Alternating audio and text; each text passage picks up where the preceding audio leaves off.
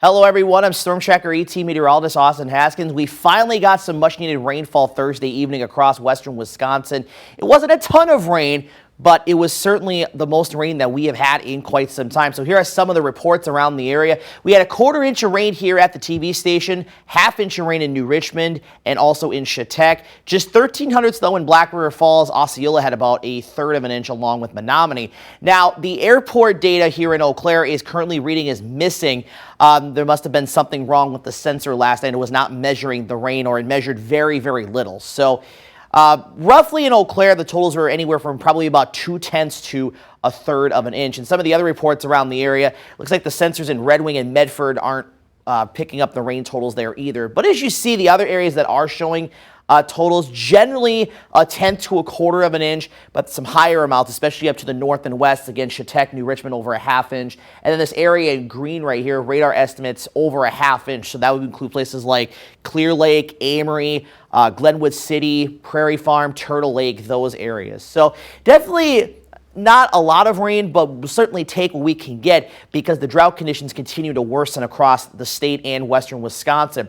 And you can see most of the area is in that moderate drought category, even a little bit of Rusk and Barron counties in that severe drought. Still reporting abnormally dry out to the west and east of Eau Claire and Cornell. But you look at the numbers across the state.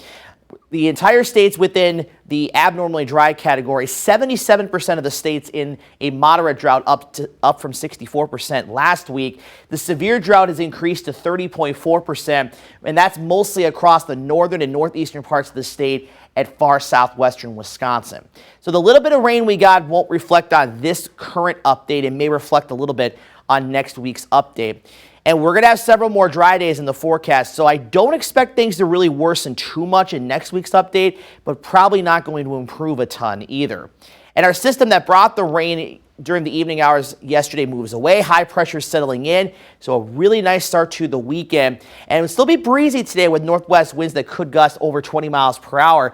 But tonight and into tomorrow, as the high pressure moves over us, the wind is going to go very light to calm. So that is definitely some good news. It'll feel maybe not as cool tomorrow with that wind, as the wind will be more out of the west and very light.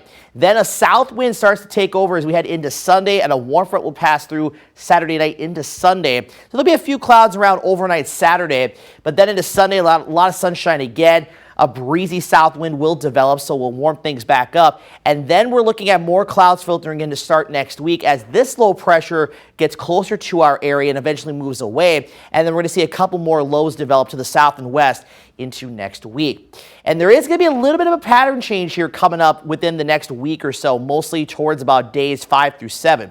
So we're looking at the upper level map here. This is about 18,000 feet above the surface, and we've had a ridge around as of late, which is why it's been warm and dry, and a pretty zonal flow, which is kind of what you're seeing right here. And that's going to continue as we head into Saturday and Sunday. You can see the ridge starts to build a little bit as we head into Sunday and Monday, so that's why we're going to warm things up, and especially Monday into Tuesday. But notice the trough out to the west.